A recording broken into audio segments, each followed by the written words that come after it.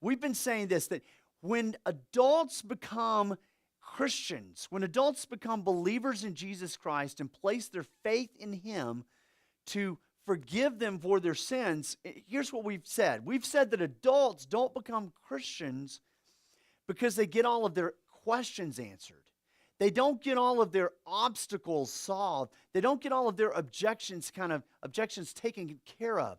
Adults become believers in Jesus Christ, we've said, when those things, those obstacles, those questions, those objections get shrunk down and something else becomes much bigger and much greater than those things.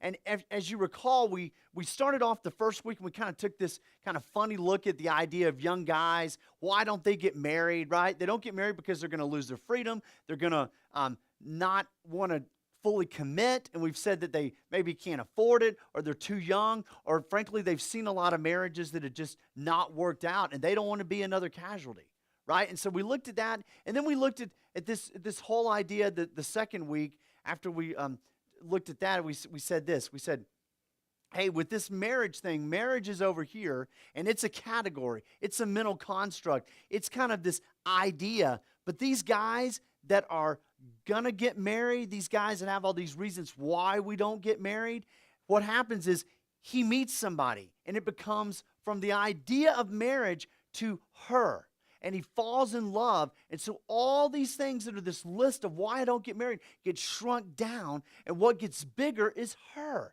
and the reality of a female in his life. And we've just said there's a difference between the construct, the mental idea, the possibility of, the obstacles, those kinds of things, and the reality of what it means to have a relationship with Jesus. And the second week we looked at this.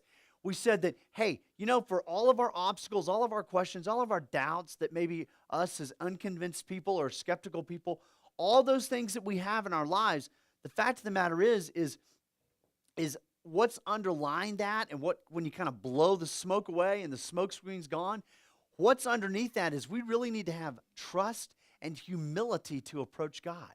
And that's what some of us really lack in our pursuit.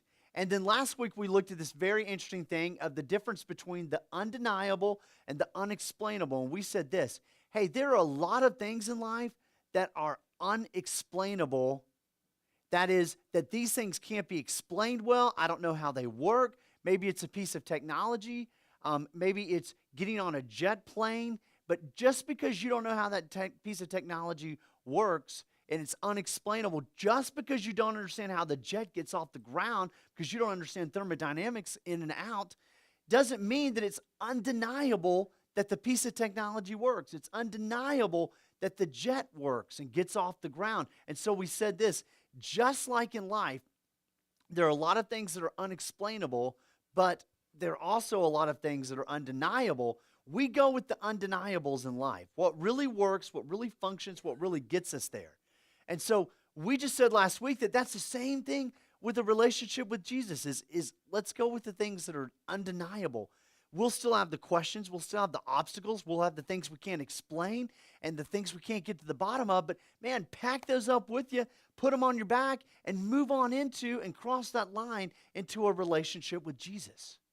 And so I'm trying to create a category for us that says this, you don't have to have all the questions answered, all the obstacles dealt with, all of the doubts, right? So it's still, you may have, why did this person die? Or why did my parents get a divorce? Or why did this bad thing happen to me back in church? Or why doesn't God do this? Or what about suffering in the world? For many of us, it's the Bible, the validity, the truth of the Bible, or miracles in the Bible. Maybe it's about all the other world religions. Well, why is Christianity up here or different than all these other world religions? So we've covered that, and we've just said this.